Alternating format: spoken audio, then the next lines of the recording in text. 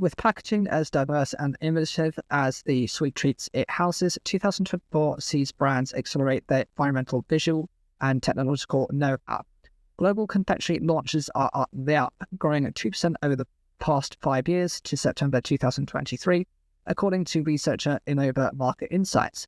And Europe is the leading market with 40% of product launches, and many, if those brands are revamping their product packaging to connect and engage with confectionery consumers. Here we are taking a look at 5 of the leading packaging trends in confectionery for 2024. 1. Biodegradable and compostable materials. Rising awareness of the plant's health prompts consumers to make more environmentally conscious packaging choices. It is no longer a bonus but a basic necessity. According to Deloitte Global, 94% of consumers say it's a brand's responsibility to develop products that are not harmful to the earth. As consumers opt for brands and products that align with their values, packaging is a clear determiner of confectionery's eco-friendliness. As such, biodegradable and compostable materials like plant-based plastics, craft paper, and edible films are becoming increasingly popular.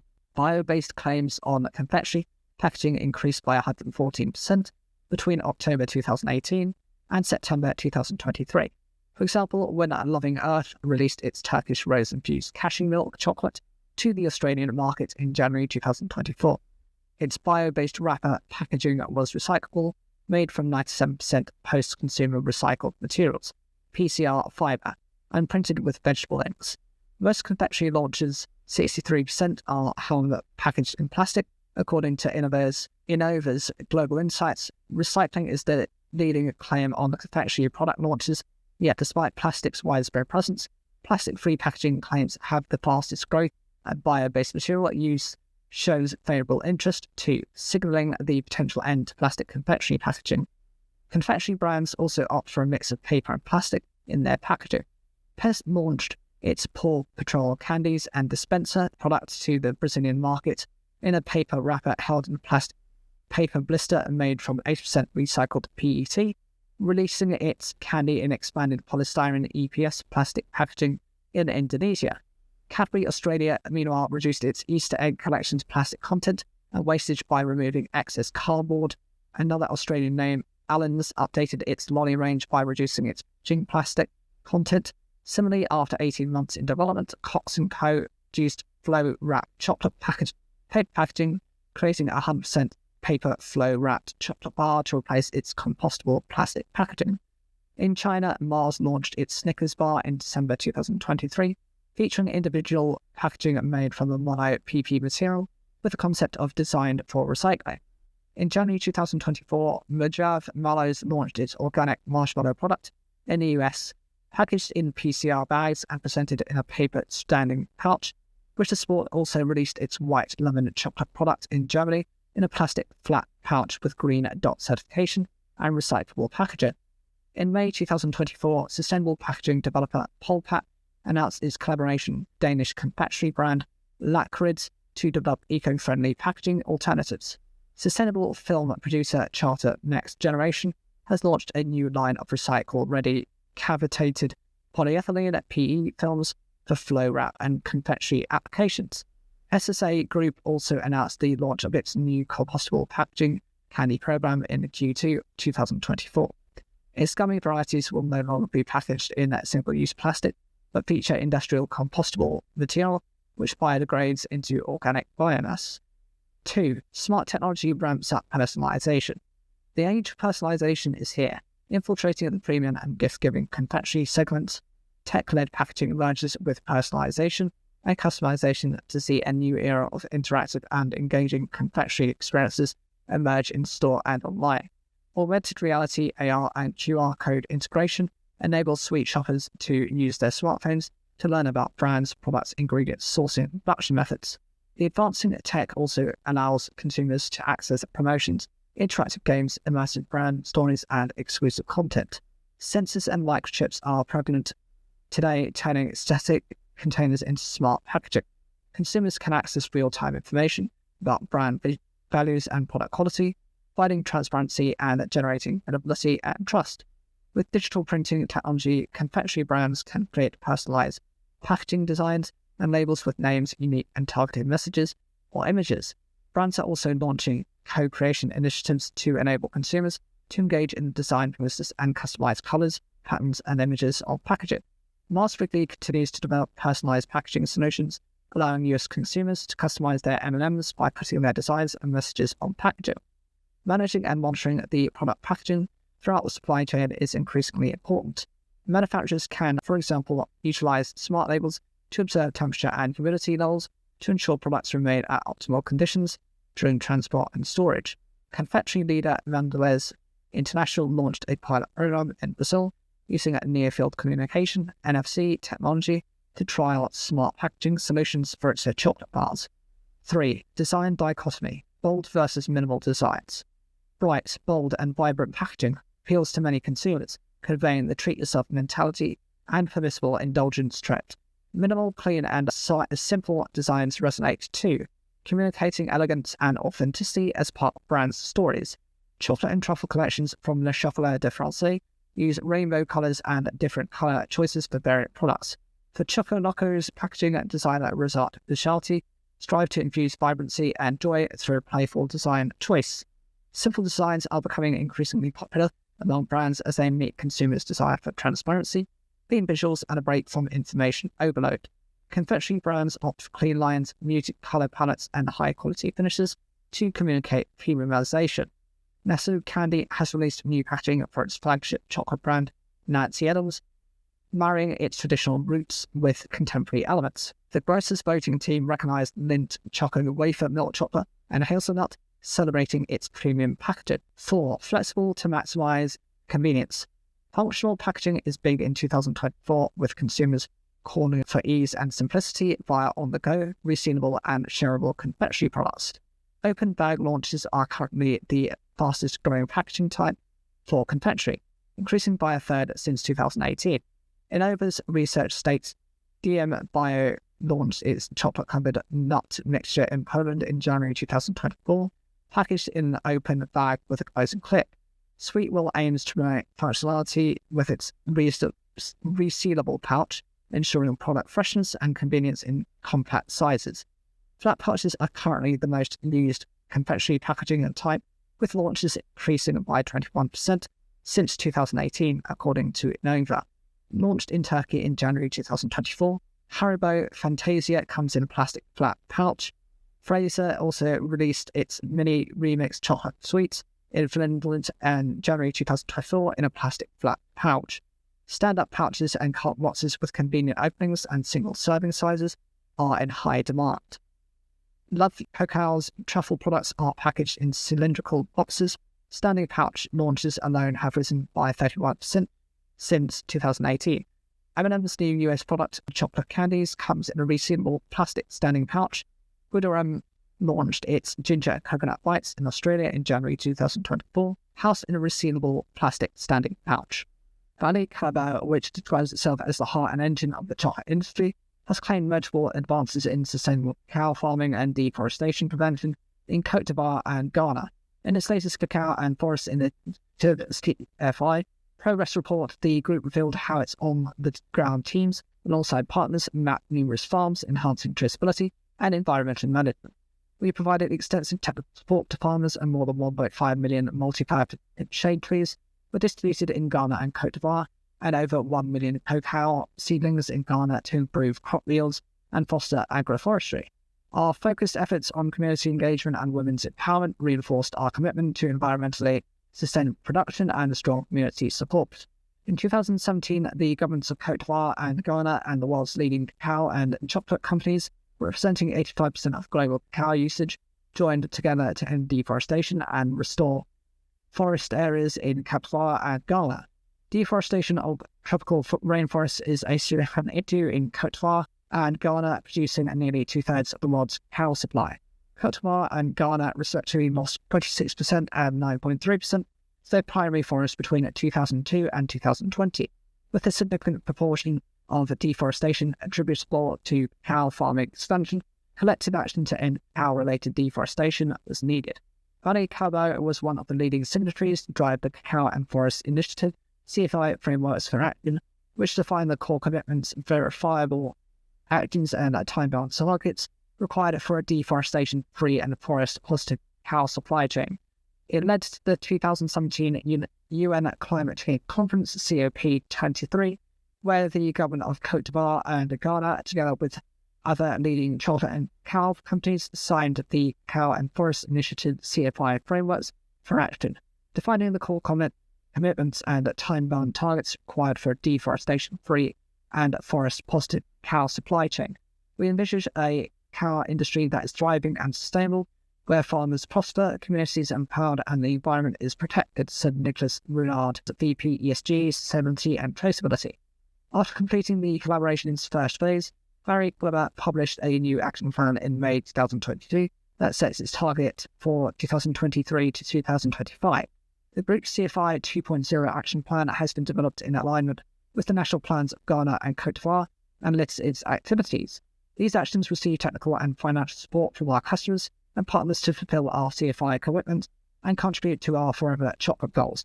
Our action plan highlights that in addition to striving for full traceability, we are focused on substantially expanding our agroforestry program. The extraordinary price rallies recorded in the cocoa future markets have been accompanied by increasing volatility, with reports of panic buying in the US market. The ICTO International Cacao Organization said in its April 2024 cacao market review, world price volatility has been further amplified by the reduced market liquidity. The most important driver is the great uncertainty about the next crop year. In the absence of reliable statistics on areas under cultivation, tree ages and yields, and the state of the spread of cacao, swan and shoot virus diseases, CSSBD in Côte d'Ivoire and Ghana, it is necessary to wait for the completion of pod counting surveys, expected between the end of August and mid-September, to have an initial estimate of the projected market balance for the 2024 and 2025 year. Meanwhile, grindings data published by regional associations for Q1 of 2024 depict that demand does not seem to neutralize the deficit, whereas Europe's Q1 cacao grindings, as reported by the European Cacao Association, ECA, fell by 2.2% from a year earlier to 367,287 tonnes. That of North America, published by the National Confectionery Association, NCA, rose by 3.6% year-on-year to 113,683 tonnes. Data from the Cacao Association of Asia, CAA, also revealed a slight drop of 0.2% year-on-year, 221,530 tonnes. Some analysts are of the view that the increases in North America grindings may be due to panic buying in the chocolate industry, as chocolate makers are buying as much as they can before a shortage in supplies occurs. Also, due to the forward contracting strategy, manufacturers may currently be covered and processing may not see an immediate significant decline for the rest of this season. In its latest bulletin, barchart.com reported that July ICE NY cacao closed up plus 529, or a share of 6.03%. Cacao prices rallied sharply for a second day, with New York cacao posting a 3-week high and London cacao posting a 2-week high, confirming the ICCI's outlook.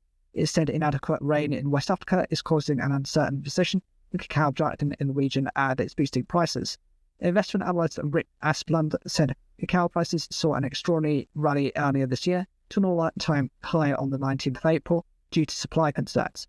Global cacao grinders paid up in the cash market to secure more supplies due to growing concerns that West African cacao suppliers may default on supply contracts. Bloomberg reported on the 11th of April that the Ghana Cacao Board is negotiating with major cacao traders to postpone the delivery of at least 150,000 to 250,000 MT of cacao until next season due to a lack of beans. Cacao prices have rallied sharply since the beginning of the year, driven by the worst supply shortage in 40 years. The ICCO said prices are expected to remain high throughout the 2023 to 2024 mid-crop, supported by the current market fundamentals. Indeed, the Council du Café Cacao, CCC, has announced that it expects a 33% year-on-year reduction in the size of the mid-crop from about 400,000 tonnes to 600,000 tonnes. Aslan said that this is a major bullish factor for cacao prices. Another bullish factor for cacao is dwindling inventories, as ICE monitored cacao inventories held in US ports fell to a three-year low of 3,667,530 bags from Wednesday. He also pointed out since posting 3 to 4 months lows last Monday. Cow prices have risen sharply after the High Tower report warned that West African cow farmers' lack of fertilizer and pesticide will hurt cow production during the 2024 to 2025 season. Unfavorable growing conditions and crop disease on West African farms over the past year have curbed cow production and fueled a parabolic rally in cow prices. A global cow deficit is expected to extend into 2023 to 2024 since current production is insufficient to meet demand. Also, cow prices are seeing support from the current El Nino weather event after an El Nino event in 2016 caused a drought that fueled a rally in cow prices to a 12-year high. Plant-based trend has been on the up and up in recent years, but has it finally peaked? And if yes, can the plant-based industry do anything to prevent a decline?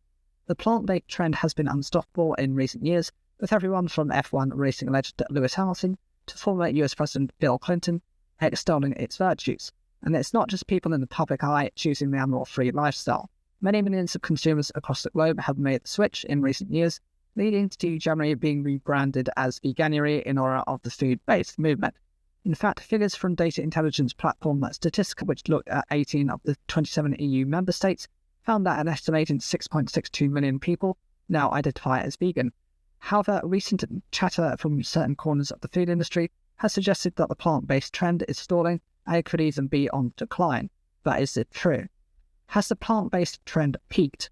The answer to this question is, as expected, more complex than a simple yes or no. However, there are certain signs that the plant-based industry is experiencing difficulties.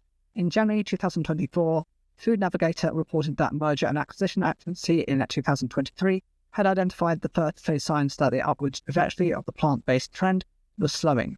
UK plant-based companies have particularly struggled in 2023, with 3 notable businesses being acquired out of administration. Said Mark Lynch, partner Augment Partners. In June, a vegan food group, formerly known as VFC, acquired Meatless Farm. In July, B-Bite acquired Plant Bean, and in December, it was announced that B-Bite had gone into administration. But these acquisitions relate to a very specific area of the plant-based industry. So could this change have more to do with the types of plant-based foods that plant-based consumers are choosing, rather than a complete move away from the lifestyle altogether? As a young and evolving category, consumer needs are changing fast. Christopher Kong, CEO and co-founder of Better Nature, has said, the explosion in growth of meat alternatives over the past 5 years was driven largely by their positioning as novel indulgences, with consumers buying into products that replicate the taste and texture of meat. These products are novel but lack versatility, which in turn has restricted volume growth. There's also been a very clear concern from consumers over the ingredients and processing involved in the creation of many plant-based products, in particular the fact that many plant-based products are ultra-processed. This has resulted in what has been termed the plant-based backlash as consumer trust has been challenged. Today, health is driving the category, with half consumers, 49% concerned that meat alternatives are too processed, a concern heightened by the ever-growing scrutiny of ultra-processed foods. Instead, they're looking for whole food products with nutritional benefits such as high protein and gut-friendly. Another issue posing a challenge to the plant-based industry and serving as a deterrent to consumers is the price of some plant-based products. As the cost of living increases, many consumers are looking to cut the cost of their grocery shopping, and the first items to go are often those in a higher price bracket, which includes meat, dairy and plant-based meat substitutes. Maisie Stedman, media and PR officer for the Vegan Society, has said, conversely, the whole foods which Christopher Kong previously referred to have been faring better when it comes to consumer preference. In June 2022, Our Life Vegan for Less campaign found a third of shoppers were cutting back on meat and dairy products in response to cost of living, whilst our cost comparison research across the major supermarkets showed that vegan sources of protein such as dried lentils, peanut butter and baked beans continue to be the cheapest options. So what's next for the plant-based industry and how will it adapt to changing demand? Changing consumer demand highlights involving consumer preferences within the plant-based sphere, rather than a move away from plant-based eating altogether. This presents sizable challenges to the industry. The first of these challenges being affordability. Many people are prioritising how they choose to spend their money and may be replacing both meat and meat substitutes with more friendly budgets options in a bid to make savings on their weekly shops. But many believe that making plant-based eating more affordable should not be the sole responsibility of plant-based industry.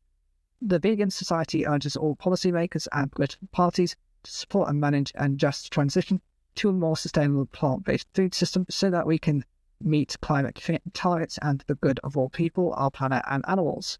Claire Oldley, head of campaigns, policy and research for the Vegan Society, has said, the next is challenging facing the plant-based industry is undoubtedly the health implications of some plant-based products.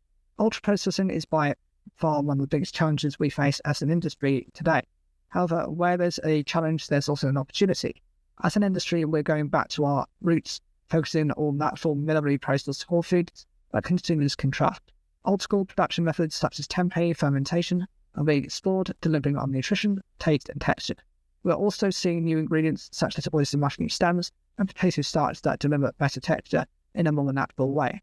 The final challenge will be communicating any positive changes made to the consumer. As the UK's latest inflation levels show sugar factory prices remain high, the fate mirrored in Europe, food and beverage makers are turning to other ingredients to remain competitive at the checkouts. The UK's sugar and chocolate confectionery inflation levels remain high despite the lowest food and beverage rates since October 2021. Grocery inflation levels decreased to 2.4% in May 2024. Kantar World Panel reported continued a downward trend that has seen figures decrease 15 months in a row. In the 4 weeks to the 12th of May 2024, the UK's food and beverage inflation rate reduced by 0.8% from 3.2% in April to 2.4% in mid-May. While the price of milk and butter, ironically hallmark ingredients in the bakery and sweet snack sectors, fall the fastest, the data and insights consultancy report that sugar and chocolate confectionery tell a different story. It's a reality all too familiar in Europe too, with the European Union reporting a 61% year-on-year increase in sugar prices in 2023. Confectionery Trade Association CAO Bisco painted a bleaker picture, stating that white sugar prices had spiked more than 80% in 2022 to 2023, according to EU Commissioner published data.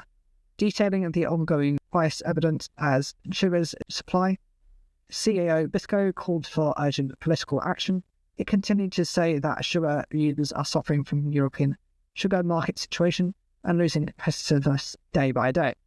Supermarkets' efforts to outprice drop each other are also behind the fall in F&B product costs and improved affordability.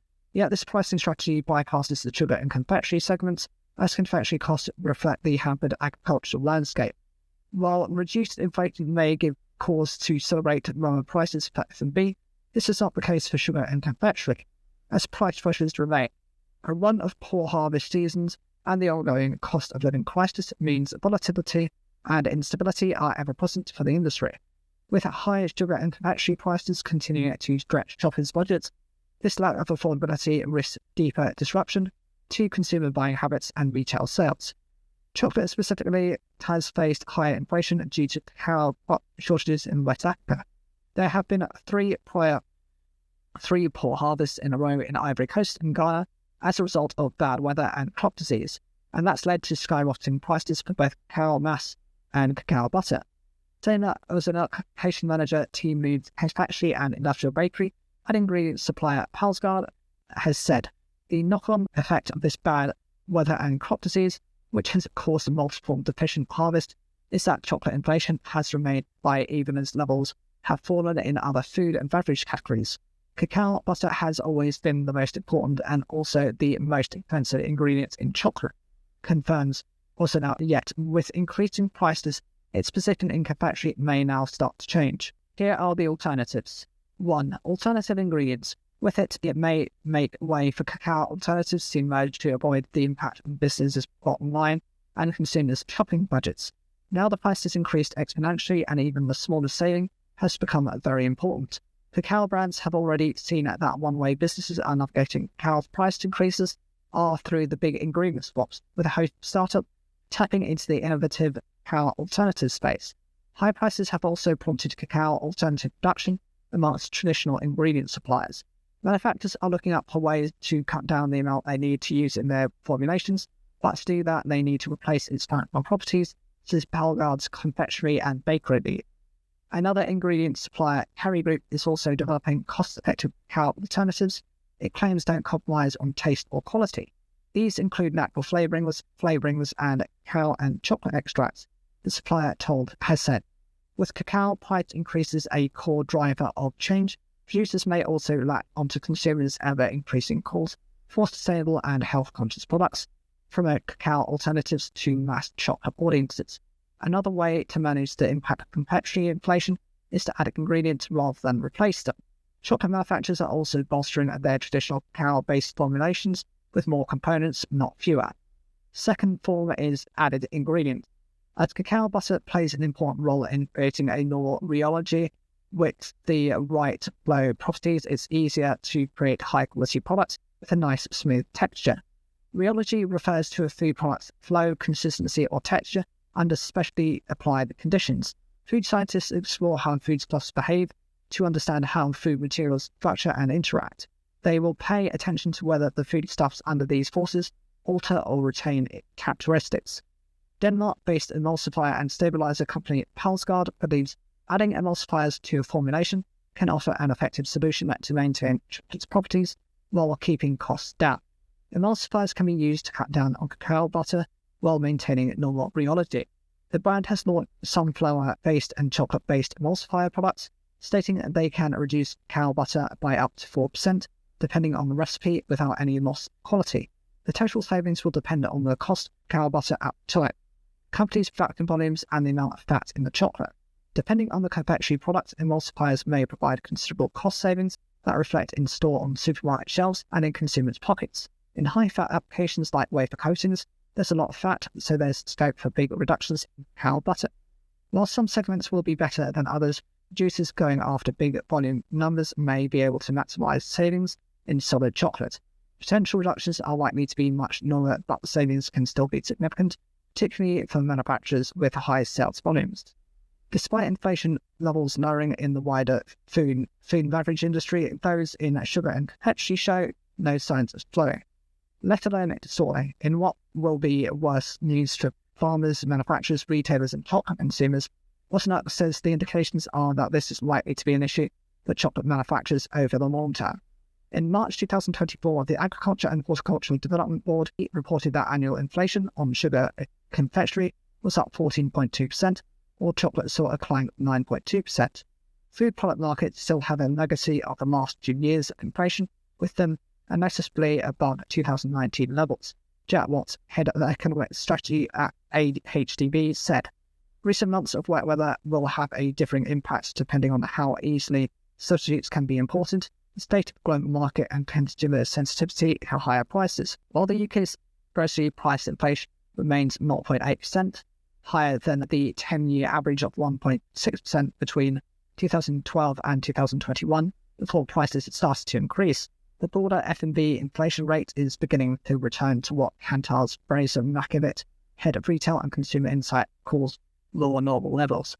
Typically, an inflation rate of about 3% is when we start to see marked changes in consumers' behaviours, with shoppers trading down cheaper items when the rate goes above this line and vice versa when the rate drops. However, after nearly 2.5 years of rapidly rising prices, it could take a bit longer for shoppers to unwind the habits they've learned to help them manage the cost of living crisis. For sugar and confectionery, that recovery feels a long way off from being realised. Increased production costs, regulatory changes, and consumer uncertainty have put pressure on the food and beverage industry in recent years, but could we be seeing the first signs of recovery? From the increasing impact of climate change to geopolitical unrest, the food and beverage industry across Europe has been under immense strain in recent years. However, a recent report from Oil Partners looking at the UK food and beverage sector, mergers and acquisitions, has shown a rise in deal activity, indicating a renewed confidence in the market and the economy overall. The pickup in activity we are seeing in the food and beverage sector is being reflected elsewhere. Mark Lynch, partner at corporate finance advisory firm Oil Partners, has said, in Q1, global deal value was up a reported 38%, and in Europe, 58%. This reflects the more stable interest and economic environment in our view. What does mergers and acquisitions activity tell us about the food and beverage sector? The first 4 months of 2024 have been busy and profitable when it comes to mergers and acquisitions in the food and beverage sector. there's been a marked increase in the volume of deals compared with the same period in 2023. In fact, the sector actually reached the highest deal volume since the same period in 2016. And deal value is up too, though confusingly initial figures imply otherwise. On the face of it, overall deal value decreased by 31.7% in the first 4 months of 2024. But this figure is skewed by one single transaction, the Glanbia cheese transaction from the first part of 2023, which completed at a whopping £304.6 million. When this transaction is removed, we find that overall deal value actually increased by 107.6%. This is great news for the food and beverage industry, but what does it mean in the long term, and how confident can the industry be about its financial future? What do mergers and acquisition deals in the food and beverage industry tell us? The increased number of mergers and acquisitions in the food and beverage industry will certainly be cause for optimism. However, as with everything, cautious optimism is likely necessary. Total deal value, though beginning to rise, is still lower than the historic average. So what's the reason for this? Despite the recent easing of market conditions, economic, environmental and geopolitical challenges are still putting strains on the food and beverage industry. This is believed to have suppressed large transactions, with only 4.7% deals from this first tertial above £50 million in enterprise value, and none surpassing £100 million. Italian food group Newlat recently halted discussions for its acquisition of Princes, citing the challenging market environment in the UK as its reason. In fact, overseas buyer activity declined to 11.6% of deal volume. This is again believed to be due to geopolitical and economic uncertainties, prompting acquirers to focus on their domestic markets. By comparison, mergers and acquisitions activity amongst UK corporate buyers has increased significantly, reaffirming that M&A is still a priority for businesses. Inflation and high interest rates have created a particularly difficult trading and funding environment for smaller businesses, with acquisitions out of administration accounting for 14% of the deal. One of the most notable developments is a reduction in private equity deals, accounting for just 9.3% of deal volume. However, this decline is expected to be short-lived as the economy improves. Private equity deals are expected to pick up when financial conditions ease, explains Lynch. There is currently a lot of pent-up demand from financial buyers, with dry powder at record high levels of $2.59 trillion globally. What does mergers and acquisitions in T1 2024 tell us about the food and beverage industry trends? Both the beverage and grocery and confectionery sectors continued the active trend they set in 2023, accounting for a large proportion of the deal activity. This shows significant interest in these sectors, and it'll be interesting to see if that trend continues later into 2024. The alcoholic beverages sector in particular continued its active streak, with almost all beverage deals involving the acquisitions of breweries or craft beer and distillers of branded spirits. Unfortunately, also similarly to T1, the sector was responsible for a large portion of distressed M&A activity, as alcoholic drinks producers accounted for 33.3% of the deals out of administration. This trend of high activity in food and beverage M&A is expected to continue as the year progresses. Looking forward, we expect deal volume to remain robust and deal values to pick up gradually as market conditions improve. The start of 2024 has seen the UK economy exit the recession it entered in the second half of 2023, and both consumer and business confidence has risen substantially since last year. Furthermore, the value of deals is expected to increase, albeit slowly. In March, the inflation rate fell to its lowest level since September 2023. Food price inflation has matched this pattern, marking its 12th consecutive month easing rates, says Lynch.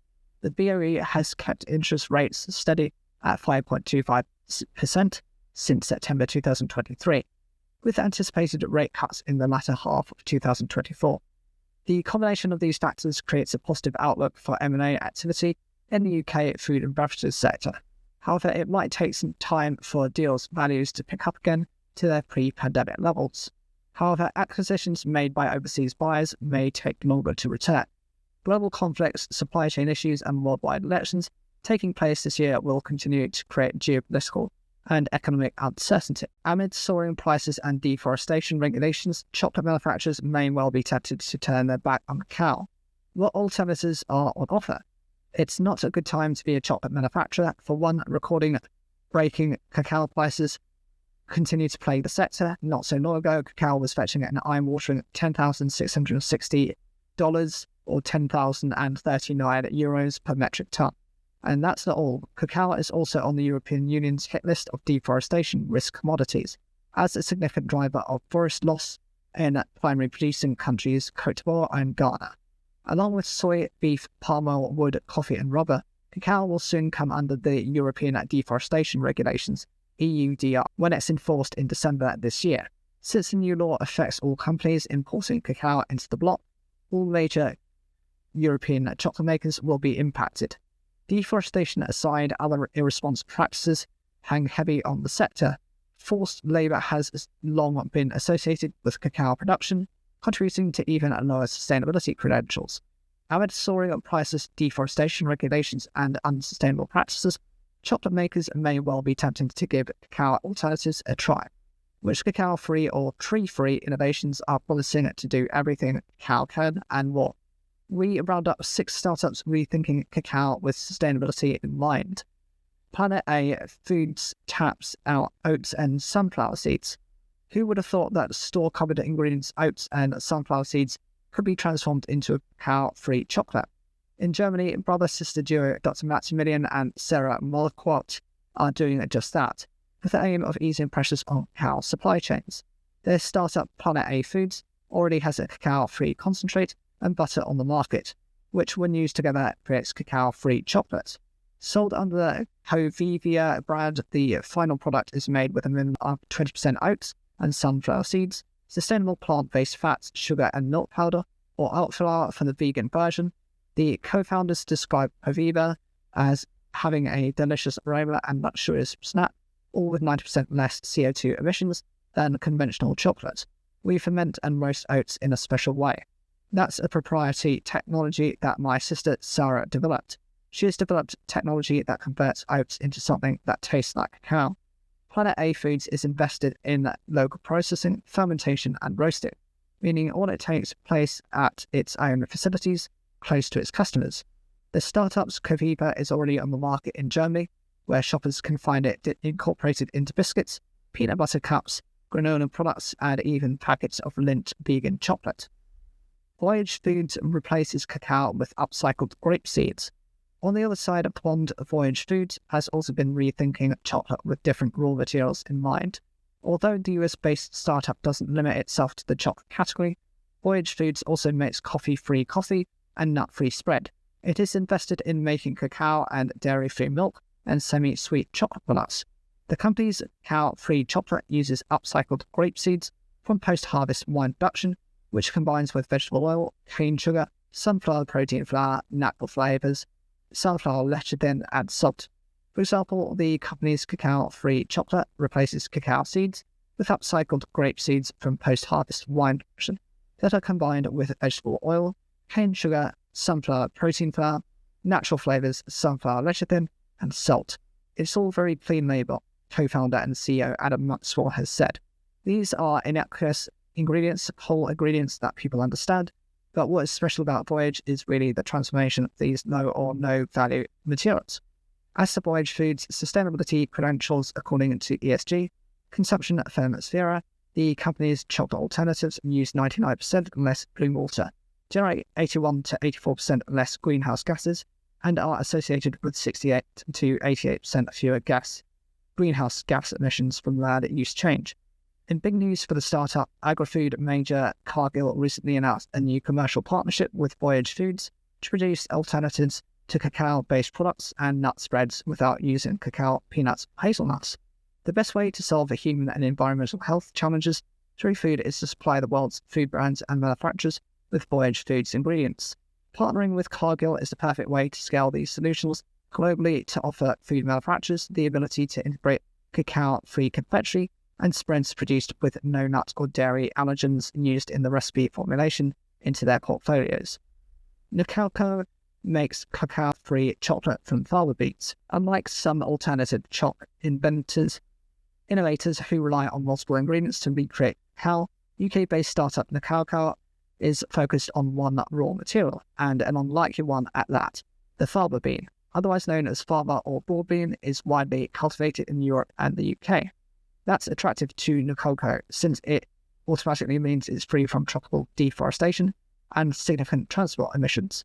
Faba could also be considered something of a relative to cacao, since like cacao beans, it contains a seed storage protein known as bacillin. When that bacillin is broken down and the peptides roasted, you get chocolatey flavours. Dr. Salt, who set up the cacao alongside the co-founders Ross Newton and Kit Tomlinson, believes that by using a controlled fermentation and drying process before being roasted and ground into powder, the startup can create a product with potential to be cheaper than mass market chocolate when produced at scale. Indeed, that's the cocoa's target market. Instead of competing with high-end chocolate, the startup wants to focus solely on supplying its cacao-free, offering this to makers of bulk product chocolate. Although the cacao is starting its journey with Faba, the bean is not the only one with alt chocolate potential, Dr. Salt revealed. We've looked at the gene sequences of a whole bunch of beans and compared the bacillin in them. I would say that Faba is definitely not beginning or end of this story. Celeste Bio makes tree-free cacao butter and powder. Cell cultivation is not new to the food sector. The concept of lab-grown meat or cell-based dairy is becoming increasingly commonplace on the food tech scene. But what about cell-cultivated cacao? Unlike many alternative cacao creations, cell-cultivated cacao is not technically cacao-free. In Israel, Celeste Bio is developing tree-free, real 100% cacao butter and powder, and for that reason contends it shouldn't be considered an alternative. To make cultivated cacao powder and butter, the startup takes a couple of beans from the cacao pod, extracts the cells responsible for producing cacao, and grows them with water, sugar, and vitamins for nourishment. With just 1 or 2 beans, a continuous cycle can be created that repeats itself in a controlled setting, the company spokesperson explained. No additional beans are required and no trees need to be cut down. According to Celeste Bio's calculations, just 1 cell and 1 bioreactor can replace 10,000 square meters of cacao plantations and yield 2 tons of cacao per year, the equivalent of 1,736 trees, which take between 4 and 7 years to grow. The company is leveraging artificial intelligence computation to enhance cacao customization for chocolate manufacturers and product specifications to optimize consistency and supply. The startup also suspects that AI will help reduce costs related to formulation trials and waste. The process mimics the natural habitat of cacao farming without the unpredictability, volatility, and compromises. Celeste Bio is already turning heads, attracting investment from snacks and confectionery major Mondelez International.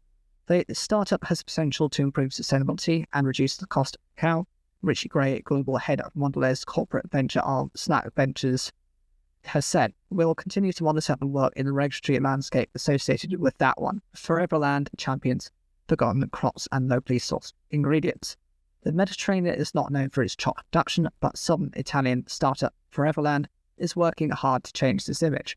The company's 4 founders, Massimo Sabatini, Giuseppe D'Alessandro, Riccardo Bottiroli, and Massimo Brocchetta, are on a mission to overcome the darker side of chocolate.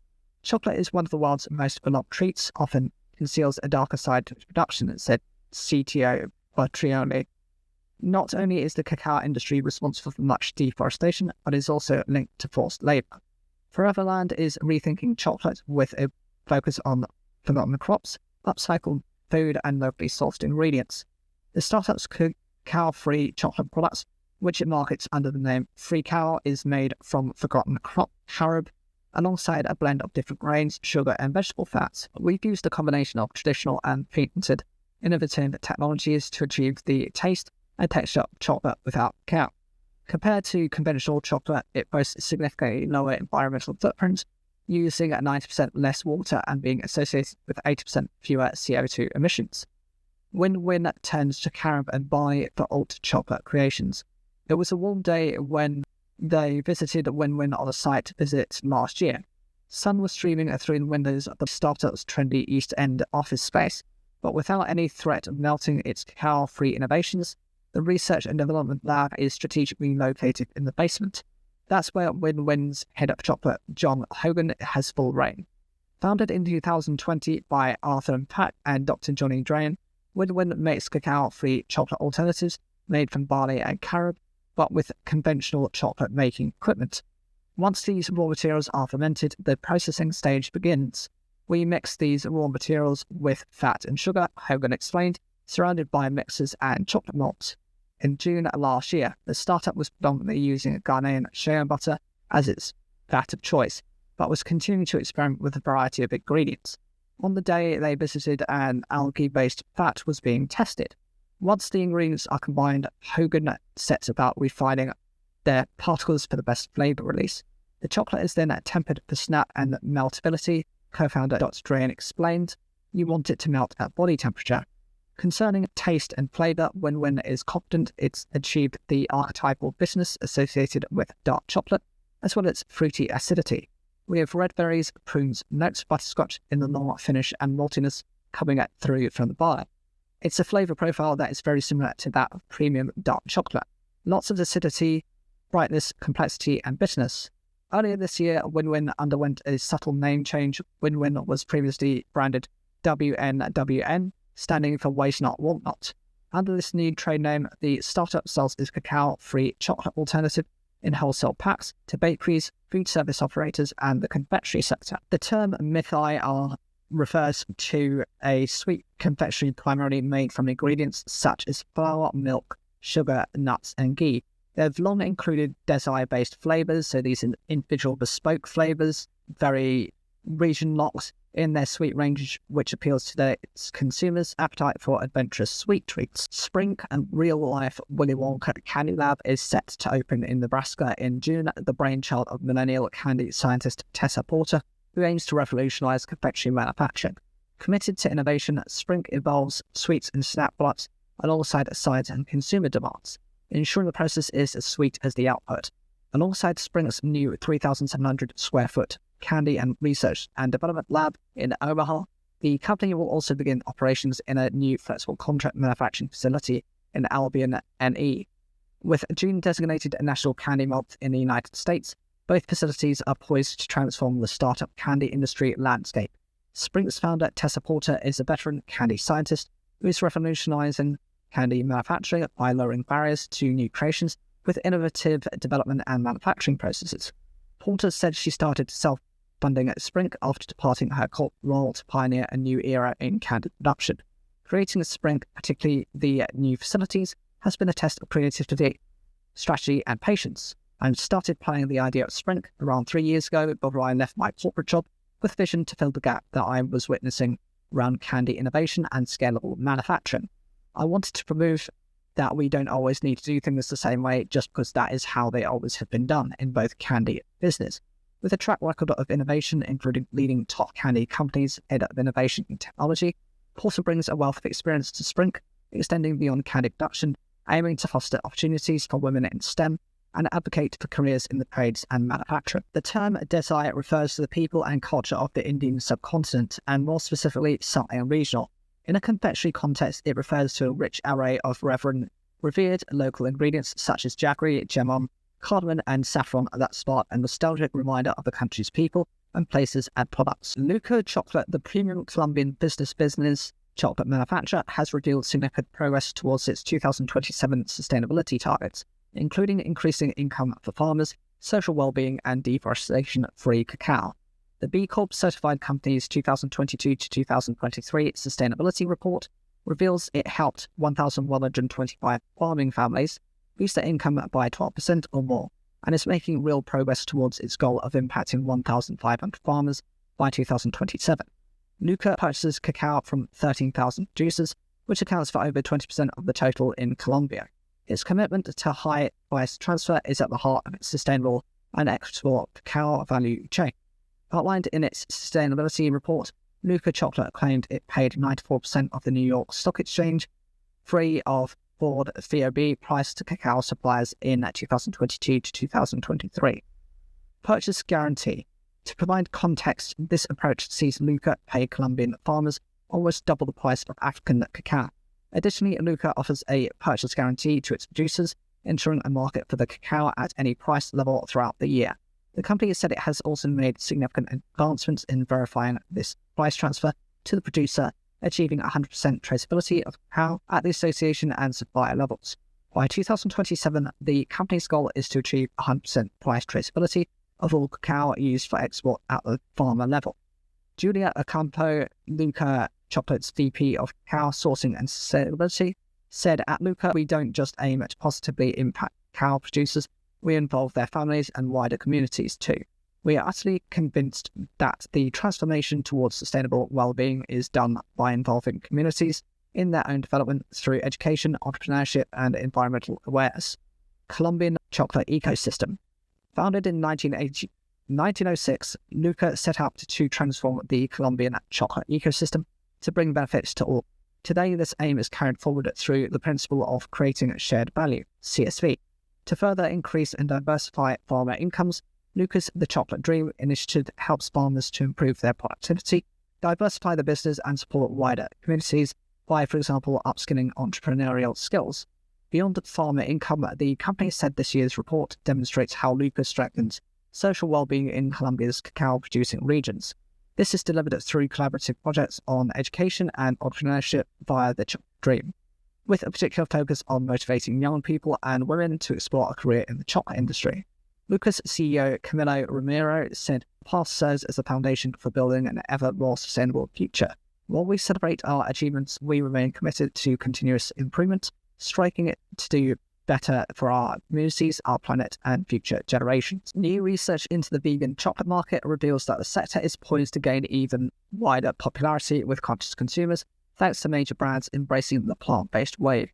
A new report from Persistence Market Research highlights the fact that vegan chocolate offers cruelty-free indulgence with innovative flavors, sustainable practices, and health-conscious ingredients. No longer confined to niche stores, expect to find it gracing mainstream shelves, thanks to major brands like Lindt and Nestle using plant-based alternatives. Sustainability is also a key ingredient, with ethically sourced cacao beans and eco-friendly packaging wooing environmentally conscious consumers. All this adds up to a booming market fueled by rising plant-based diets and a desire for a more sustainable future, according to the Persistence Market Research. Here are the top 11 vegan chocolate trends that are taking the confectionery world by storm. 1. Bean-to-bar excellence. Just like with coffee, there's the growing appreciation for the bean-to-bar movement in chocolate making.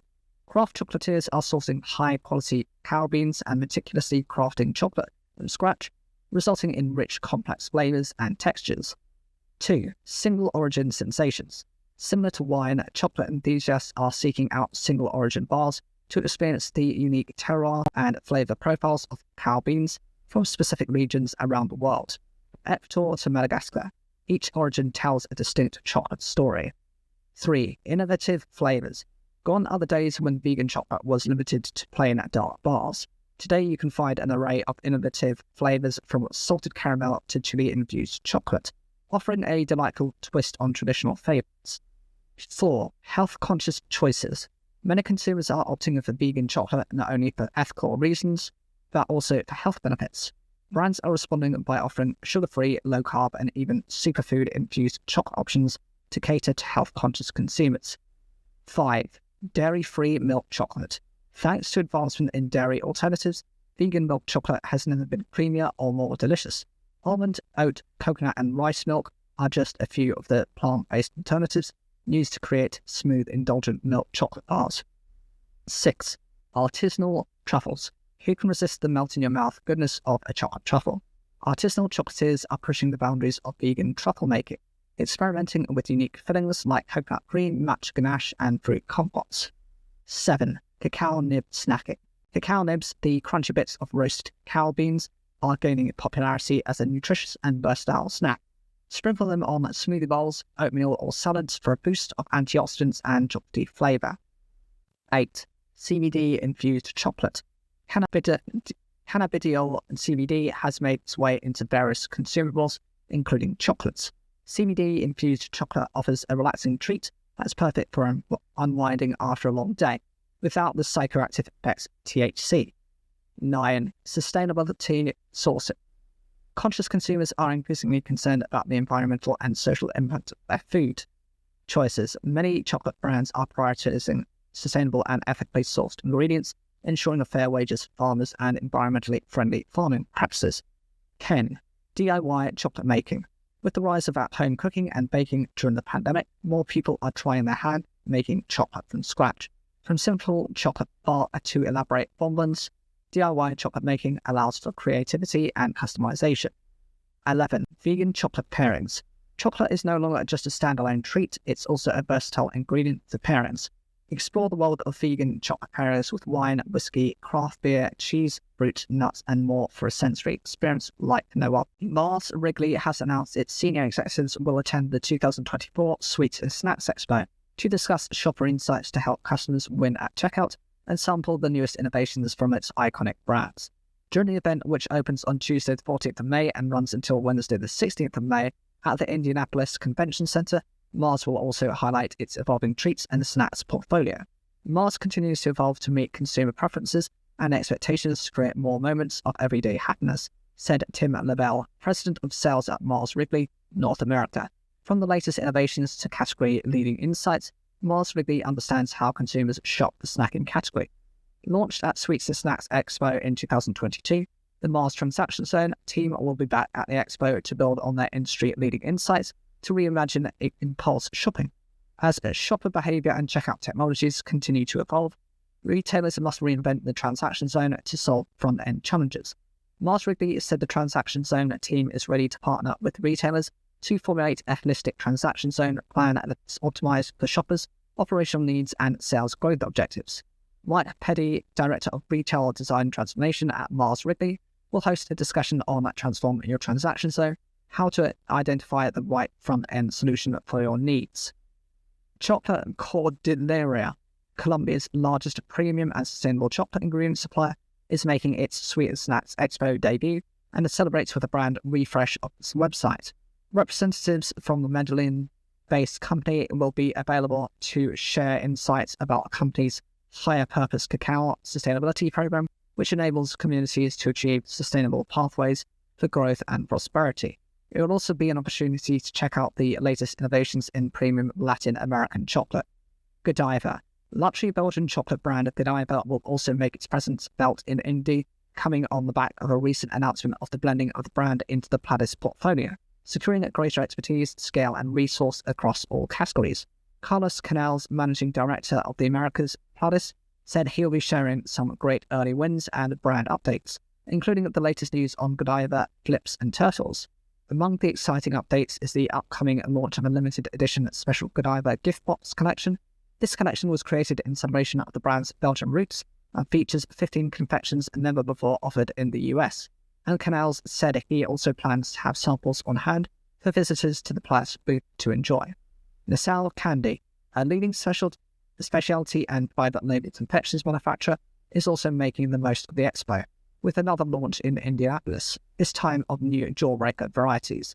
Joining the Comet Crusher are several different clever candy bulk jawbreaker options, including wrapped varieties. With these additions, Nassau Candy said it now owns the market share of bulk jawbreaker varieties.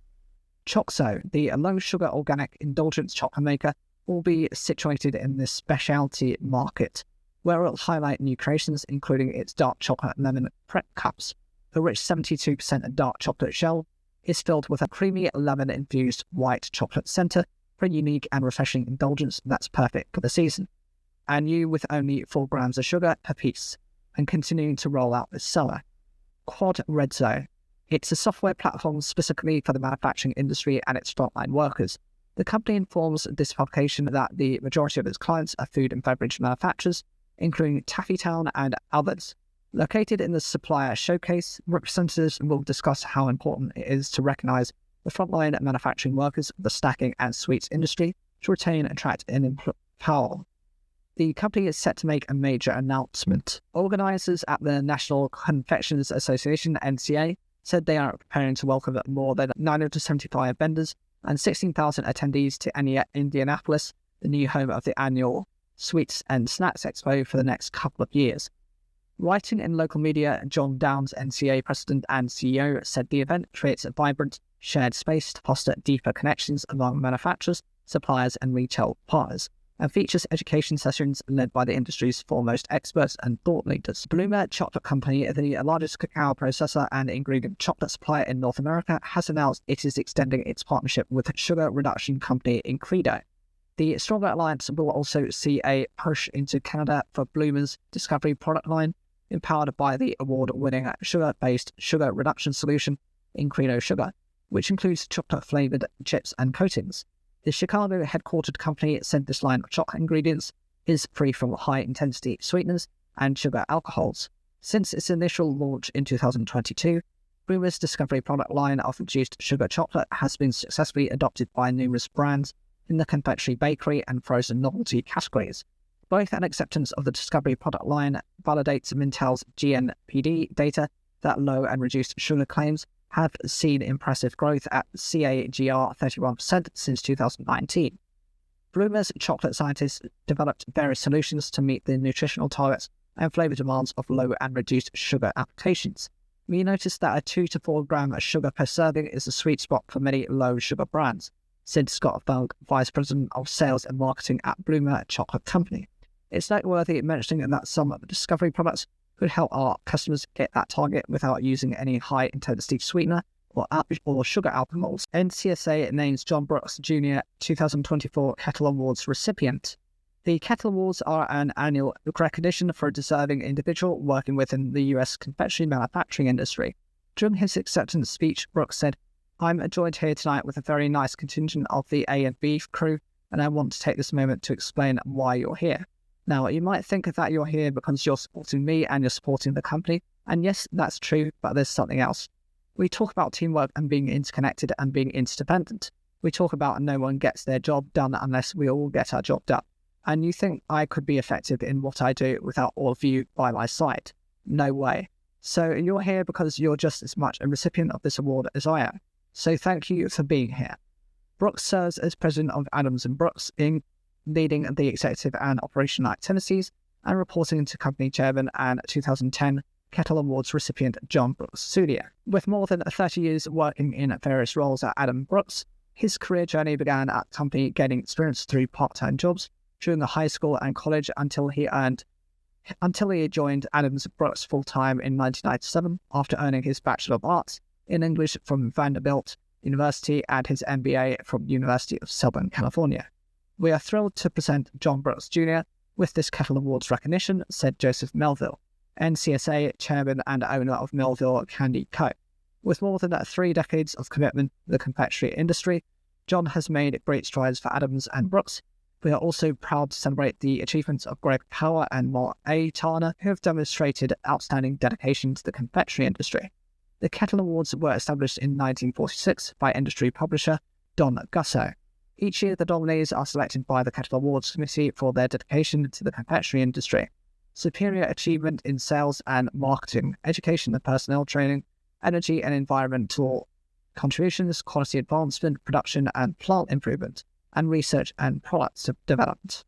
This year's premier event for confectionery and snack categories in the Americas began its landmark new partnership with the city of Indianapolis in fine style, making the most of the famed Hoosier hospitality, with Indiana Governor Eric J. Holcomb officially opening the expo.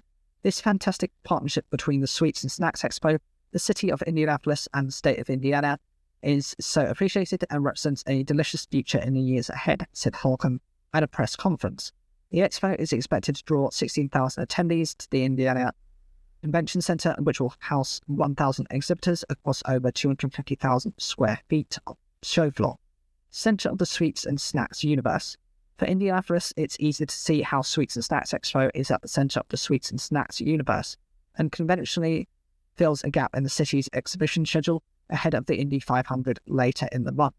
Beyond the commercial impact that the Sweets and Snacks Expo has on the Indianapolis area economy, there's also another important economic impact driven by all the local candy and snack manufacturers that call Indiana home, providing thousands of jobs throughout our state. We already have the largest contingent of international attendees we've ever had here in Indiana, John Downs, resident and CEO of NTA, said. "Keep calm and carry on," he told the expert, while pledging to be a proud partner of the National Confectioners Association. For Sweets and Snacks, the Indiana Convention Center represents an opportunity to become an expo giant and create a space to make an impact. As we embark on this next chapter, there is no doubt that Indianapolis is the right city to meet the growing demand for our show, said John Downs. He said Indianapolis is used to hosting world-class events and agreed that the city will be a great strategic partner. Speaking to Confectionery News, Downs said that so far the gamble to move out of Chicago has paid off, and this year the expo has exceeded all expectations with a sellout show. The only issue is that when the expo moves to Las Vegas in 2026, as part of a rotating deal between Indianapolis and Las Vegas until 2032, they will have space to meet continuing demand. Chicago was great for a home start with that candy tradition and heritage, but moving out, I always knew it was the right decision from the get-go. We needed to go somewhere else. We needed a better fit, and this city fits us absolutely perfectly. It couldn't be better. I mean, the ease, the convenience, the infrastructure here, the attitude and welcoming of the power structure of Indiana and Indianapolis, dealing with both the governor himself and his staff, the mayor and the visit Indy people in terms of the deal. It wasn't really a heavy negotiation. It was pretty much like, hey, this is where all we want to come and you want us. Chicago's loss is Indy's gain, as the expo is expected to generate an estimated $12 million for the city's coffers. Downs said the waiting list for companies to exhibit in Chicago was getting longer, and as the expo's host organization company, they had to make the call to move out. This year's show represents the start of a new era, not only for the expo, but for America's candy industry, as it offers a reflection of positivity, innovation, vibrancy, and confidence of the sector, and walking the floor, the mood among exhibitors and attendees is palpable. The industry is back, and you can see and feel it. This is a tremendous platform for these companies to showcase their innovation, and number two, it's a tremendous platform for the smaller companies. The keep calm and candy phrase from Governor Holcomb may imply a crisis in the chocolate industry. The price of cacao skyrocketed earlier in the year before dropping beginning of the month. Downs cites Hershey's recent fantastic first quarter results as an example of the industry's weathering the economic storm. If companies were worried that the expo would have gaps in the exhibitors, or as companies cut back on marketing budgets, Indianapolis was having none of it. For Downs and the NCA, it has allowed the expo to look further afield and attract more international exhibitors. If you guys like this content, please make sure to subscribe and to like the video. It really helps support the channel. Thank you. The US is a major snack, candy and confectionery market. We have to be in the world's top 5 markets, and we want to be leading in the marketplace. We want that diversity and mix. We already have the largest contingent of international attendees we've ever had here in Indiana. The famed Hoosier hospitality was on full display when the Sweets and Snacks Expo temporarily relocated to Indianapolis in response to the COVID-19 pandemic in 2021, which for Downs sowed the seed as a way for the show to expand. Indy has successfully hosted many of the country's largest and most anticipated events, and now Sweets and Snacks joins the ranks of these world-class events, said Leonard Hoops, president and CEO of Visit Indy. The show's impact will reach beyond the Indiana Convention Center to all corners of central Indiana. With an estimated economic impact of more than $12 million, Sweets and Snacks will be a boon to the entire region. The city of Indianapolis has a quiet, sleepy air to it, which one imagines changes when the race crowd comes to town in a couple of weeks. For now, the Sweets and Snacks Expo brings a sense of vibrancy and colour to its environments. If nothing else, it has the locals talking about it already. Across Europe, there is a palpable enthusiasm for plant-based gummies, reflecting a growing consumer interest in perceived health-promoting and more sustainable products. The surge in demand for plant-based gummies presents a significant opportunity for producers, albeit formidable challenges accompany it. Schultz says that liking is mainly achieved at the intersection of texture and flavour in gummies.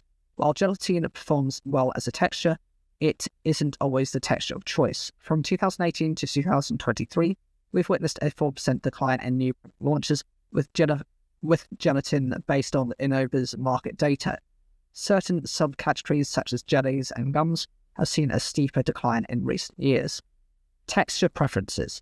To appeal to consumers, producers need to examine their actual texture preferences and link these to texturizers and their properties. Plant-based solutions can outperform each other and even gelatin depending on the region, age, and consumer segment a consumer falls into. However, says Schott, plant-based texturizers can require new formulations and production methods within gummies. Delivering to these technical and sensory needs requires real formulation know-how. Multiple plant-based solutions are available for sweeteners, texturizers, and more, each with its ingredient properties. As plant-based solutions often require different production processes and recipe reformulation, this can add additional complexity to the process. Schott explains that the challenge is further compounded by different opinions on what makes for the right gummy or other sweet treats, and consumers in different countries have highly divergent perspectives on key aspects such as texture. There are also clear differences between someone who prefers premium products, someone who cares about health and sustainability, and those that are purely motivated by cost. For example, Spanish consumers clearly prefer a plant-based solution that offers a more chewable, non-sticky texture and a sweet and fruity flavour. By contrast, in Northern Europe, gelatin or plant-based alternatives with a springier, firm or slippery texture will appeal most to consumers. Sensory profiles. To demonstrate the full range of possibilities, Schott says Cargill has made prototypes incorporating the most frequently used plant-based texturizers, for example, pectin, starch, and carrageenan, and maximise their properties to clearly differentiate between these properties and sensory profiles. Label-friendly pectin sourced from citrus peels or apple hummus is quite stable during shelf life as its high melting point prevents sticking or melting. For this specific prototype, we preferred to use a high methyl pectin from our Unipectin range, which works well for confectionery, providing great texture and flavour release, especially in jellies and gummies. Schott also reveals that carrageenan, extracted from red seaweeds, is suitable for less acidic mediums than pectin. Thanks to its nature, various textures can be created, from very soft and elastic to firm and brittle. We chose a special blend with an elastic texture that allows for strawberry flavour with good gelation. He says starch might sound like a more complex ingredient from a production perspective, but for us it was easy to deposit the cooked mass formulated with our modified gelling starches, selected from a C-set and a C-clear set range, thanks to their lowest hot viscosity. The low setting temperatures of these starches gave us the necessary manoeuvre time to optimize the flavour profile of the gummies. We also try to offer further differentiation by blending some of these ingredients down into options: starch and pectin and starch and carrageenan. The biggest challenge was balancing the different texturizers with divergent dissolving properties. This required some further attention from a production perspective. However, the results were worthwhile. The fact that we were able to create 6 different prototypes, including the gelatin-based reference, using such a broad range of formulations, shows how our applications expertise enables us to support our customers with tailor-made solutions. Schott says that beyond product offerings, Cargill's commitment to sensory research and market insights enriches product development so that plant-based confectionery can resonate with consumers' diverse tastes and preferences. By understanding the intricate interplay of texture and flavour dynamics, Cargill empowers producers to help create treats that captivate the senses while aiming to meet the demands of a health-conscious market. The 2024 Sweet and Snacks Expo became a launchpad for companies looking to crack the US confectionery market, with new products from Colombia's Vivamore, Canada's Love Chocolate, along with reboots of classic brand Godiva and a new partnership deal with Divine Chocolate. Vivamore Chocolate. Annelise Ewan, brand marketing manager for Vivamore, said Grupo Natura's new B2C chocolate bowl, which will officially launch in the US later this year, is designed to fill a really big gap in the premium market. Like the group B2B company Chocolate Cordillera, which also had a presence for the first time at the expo, the chocolate is made with sustainable premium cacao from Latin America. We pay our cacao farmers the highest price in the region. Typically in Africa, up to 40 to 50% of the price goes to the farmer, whereas in Colombia, 90% goes directly to the farmers. And we're helping replace illicit legal crops with cacao grown with farmers. The 6 bars in the portfolio are inspired by different countries in the region, each with its own distinct flavours and ingredients. The impressive packaging and design will also resonate with discerning consumers when the collection becomes available in stores across the US in September. We're getting really positive feedback at the expo. People that have sampled our chocolate at our booth have picked up on the more fruity and floral flavours, and it's like we're taking them on a journey through Latin America, the different types of chocolates. It's a bold, vibrant brand with a serious chocolate offer backed with sophisticated marketing. We want to be that differentiator in the marketplace to stand out. Godiva. The premium Belgian brand has a rich heritage stretching back more than 100 years. With the recent announcement that it is now under the umbrella of Pladis, the company is using its presence at the expo to reboot US sales with a new classic collection. We want to make sure that whatever we bring to the market is the best chocolate available for US consumers, said Carlos Canals, Pladis America's managing director. We're going to fine-tune the distribution of the brand We still want to make it available to as many people as possible, but in the right channels, at the right price and with the right product.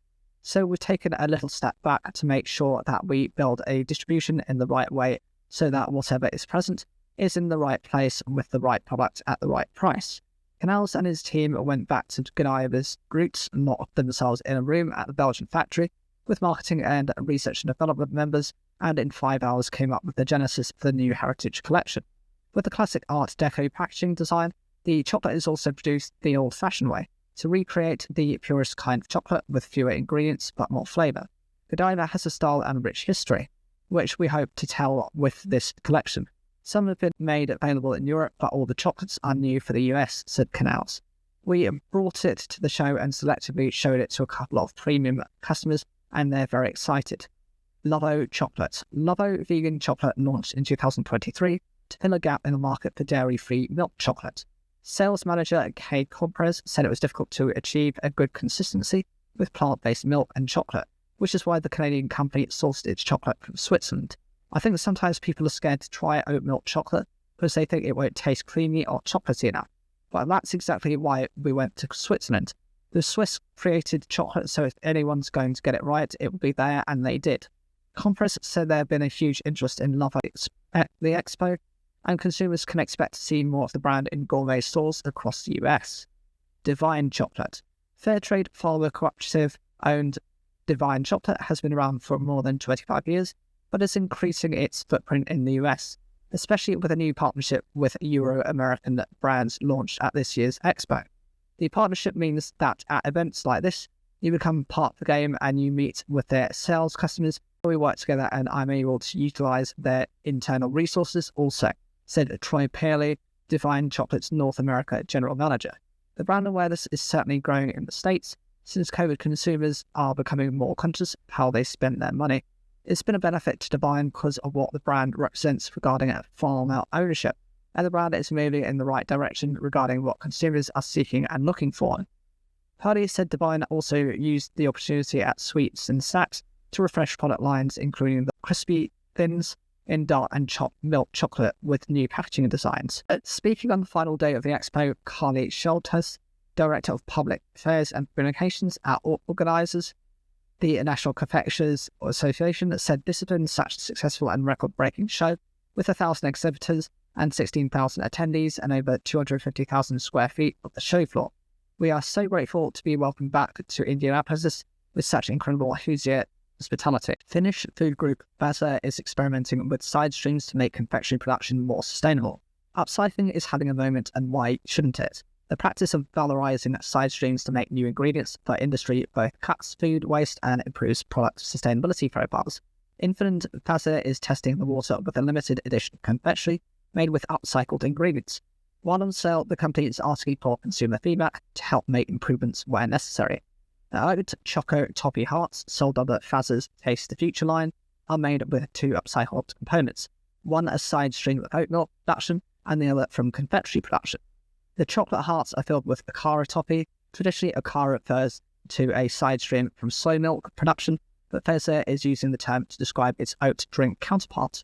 To make oat drink, manufacturers use whole grain oats, removing the inedible outermost part of the grain known as the husk.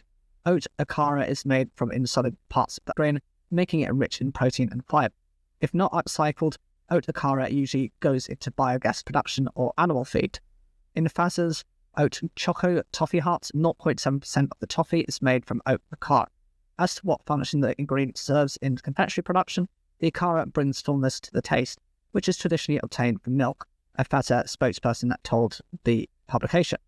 The company is currently sourcing the oat Akara from an external supplier, but told them that they use multiple sources from several production sites in Northern Europe in the future. Upcycling a surplus from confectionery production. The other upcycled input in Vasa's oat choco toffee hearts is sourced from its own confectionery production. The oat choco component is made from broken or underweight Carl Faser oat choco tablets. Indeed, more than half of the raw materials in the new confections are derived from Vasa's confectionery production side stream with the intention of reducing food processing waste. In food production, it is impossible to eliminate process loss completely, but raw materials should be reused as efficiently as possible, as Fazza Confectionery has been doing for decades, said Anika Hall, senior manager at Fazza Confectionery's Forward Lab. The move aligns with Fazza's commitment to reduce its avoidable food loss by 50% by 2030. From the 2020 baseline, it also aligns with the European Parliament's proposal to set legally binding targets to reduce food waste across the bloc, including 20% in processing and manufacturing by 2030.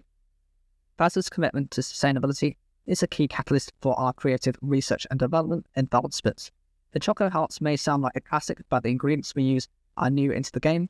Not only are the ingredients new, but we have had a talented production team with a real interest and motivation in developing delicious and sustainable plant-based innovations. Do consumers know what upcycled food means? The new product is also designed to meet consumer demand for sustainable lifestyles, and Fazza is alerting consumers to the product's upcycled content via an upcycled label. As to whether consumers truly understand the concept of upcycled food, however, it is not certain. Recent research suggests consumer understanding is low, with just 10% in the UK, 15% in New Zealand, and 35% in Turkey understanding the concept. In Italy, awareness appears to be higher at 61%, with another 20% aware of the term upcycled food, but not the concepts. The term upcycling is modern and international, the spokesperson told them, admitting it may not be instantly understandable to consumers. Therefore, the term would benefit from adding a clarifying tagline, such as contains rescued ingredients from food production. Many consumers consider upcycling as an innovative and positive concept and assume that food companies take their responsibility to reduce and utilise waste. However, a lot of communication and education is needed to increase consumer awareness and understanding about upcycling. How will retailers signal shrinkflation to consumers? The following statement must be indicated on any product's label. For this product, the quantity sold increased from X to Y, and its price in the unit of measurement concerned increased by X percentage or by X value in terms of euros. Despite the cost of living squeeze, private label versions of chocolate are not flying off the shelves. Why aren't consumers keen on the private label option? Private label products, brands owned by retailers such as supermarkets rather than large producers, are becoming increasingly popular. Once considered a downgrade from national brands, the more recognisable brands you might see in any shop, they're now viewed as approaching parity in terms of quality. However, there are some exceptions to this trend. One of these is chocolate. Private label chocolate has not seen the same level of consumer interest as many other private label brands. How successful have private label chocolate brands been? Private label chocolate brands have seen a significant uptick in recent years, along with many other private label brands. Private label chocolate in Europe has experienced growth, particularly in Germany, where private labels represented 29% of volume sales of chocolate confectionery in 2022. Valentin Thies, Associate Director for Food and Drink Research at market research company Mintel, has said. However, this was considered comparably low compared to categories such as sweet biscuits and ice cream, and brands that still dominate. In the UK market, two private label chocolate has performed poorly compared to both national brands and other private label products. Chocolate is a much more brand-dominant category, but there are nuances across the formats. Chocolate blocks or tablets are much more skewed towards private label, 43% volume share versus 21% volume share total chocolate in the 52 weeks to the 17th of March 2024, whereas segments that include gifting are much more brand-reliant, 90% of volume share in the 52 weeks to the 17th of March 2024. As shoppers look to leave an impression on their friends and family, says a spokesperson for marketing research company Kantar. Private label brands have been growing in popularity in recent years due to cost of living pressures, pushing consumers towards cheaper options. However, recent research suggests that the price gap between private labels and national brands isn't as big as it once was. Supermarket chains such as Kaufland in Germany and Tesco in the UK have both recently released new private label chocolate ranges. Why don't consumers want private label chocolate? The lack of success of private label chocolate brands is all about luxury, Anna Roy, Senior Vice President at marketing research company Sakana, has said. Compared to other categories, confectionery in general and chocolate bars in particular have relatively low private label penetration. However, this trend is also affecting national brands without a luxury angle, as consumers are increasingly seeing chocolate as a luxury. Many mainstream chocolate brands face significant pricing challenges and are part of the squeezed middle, as it is the premium chocolate options that are growing. In a cost of living crisis, when chocolate is so expensive, consumers are indulging with premium chocolates, even though they're buying chocolate less often. Private label brands are trying to accommodate for the cost of living rise of consumers, releasing private labels as a strategic response to the cost of living crunch, driving consumers towards more affordable private label products, according to Mintel's These. However, it is the premium national brands who are, according to Circana's Roy, thriving.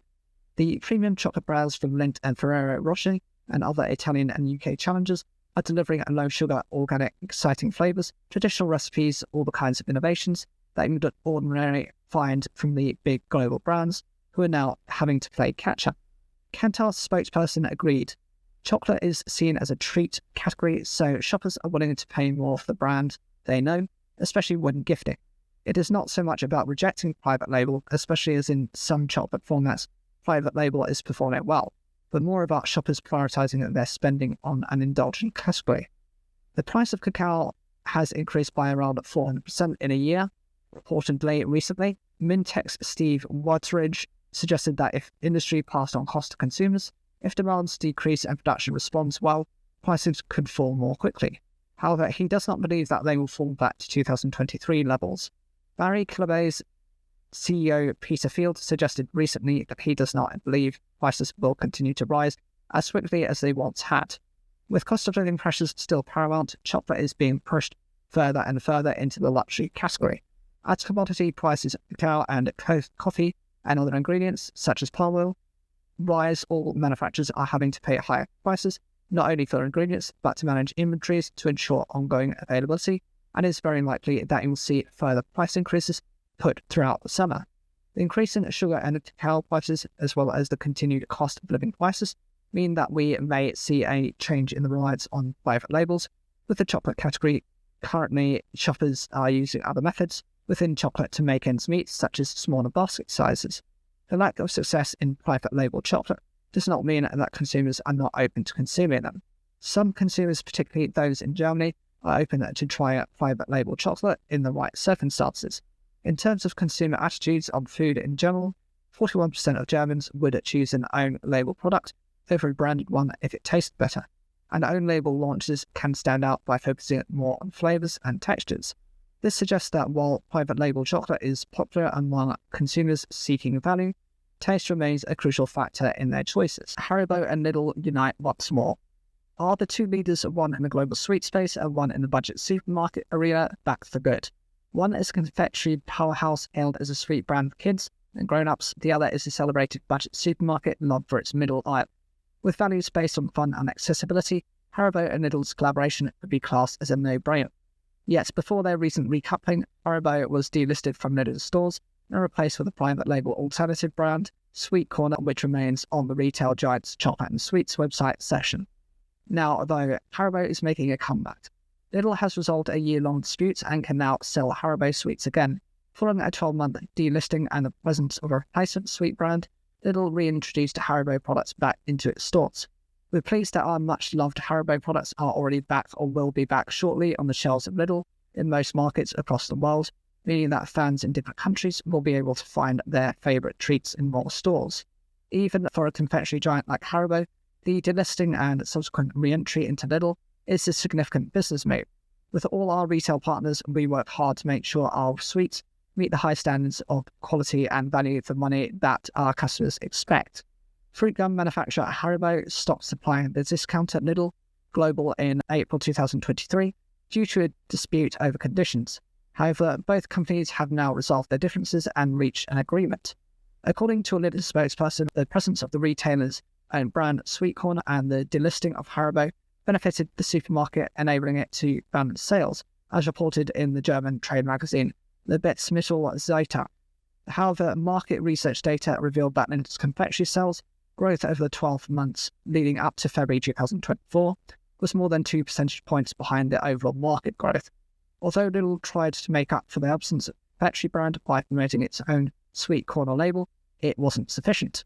Private label brands have performed well historically, with Lidl Germany reporting in February 2023 that its selling brands performed best in that Stiftung Warren Tests quality comparison test, achieving the best quality rating on average. In 2023, Strift-Tongue Warren Test published its ratings analysis of 1,414 food items from 58 tests conducted over the past 4 years. The meta-study focused on determining whether store brands can match the quality of traditional branded products. With 68 own brand products tested between July 2018 and November 2022, Lidl received an overall quality rating of good. The Lidl range comprises approximately 4,500 items, including own brand and branded products. Lidl's store count is expected to rise in the coming months, following the supermarket's extensive investment and opening of its largest regional distribution centre, RDC, in the UK. The retail chain announced its plans to open hundreds of new stores across the UK. In March 2024, Lidl UK was named Grocer of the Year at the Retail Week Awards. The win came after Kantar named Lidl the fastest growing supermarket for 6 months in a row, making the retail chain the only grocer to achieve double-digit growth since the start of 2024. Operating for over 40 years, Lidl has expanded throughout Europe, building its retail reputation by striving to sell top-quality food at the best possible prices. Today, the large grocery and retail chain has approximately 12,200 stores and more than 220 goods distribution and logistics centres in 31 countries. With claims to be the UK's biggest plastic-free plant-based chewing gum brand, Millerways outpaced the growth of the chewing gum category by 43 times, according to new IRI data after significant investment in product innovation and a public awareness campaign. In the past 12 months, the broader chewing gum category grew 12.3% to over £311 million across major multiples and IRI outlets in the UK, including plastic-based brands. At the same time, Millerways' alternative outpaced this growth, achieving an uptick in sales of 539% across the same period. This upward trajectory has seen Millerways grow to almost 4 times the size of the nearest sustainable chewing gum brand. The firm has invested in expanding its retail footprint, innovating its product offering, and investing in bold marketing and communications to educate consumers. Tom Raviv, CEO and founder of Millerways, said, "We are pleased to see the growing awareness and demand from consumers for plastic-free gum. Our mission is to consume disrupting and shaping the future of the industry. We are constantly innovating across our product range while increasing our retail footprint to ensure that we can easily deliver our customers a high-quality and great-tasting gum that also happens to be free from plastics and other artificial ingredients." Millerways was established 3 years ago with its plant-based recipe to disrupt the artificial ingredients in big brand gum. It is now the third largest and fastest growing gum brand in the UK and the best-selling plastic-free gum brand. Its successful expansion and rapid growth align with the public's growing awareness of single-use plastics and microplastics and a desire for sugar-free, aspartame-free, better for you and better for the planet alternatives.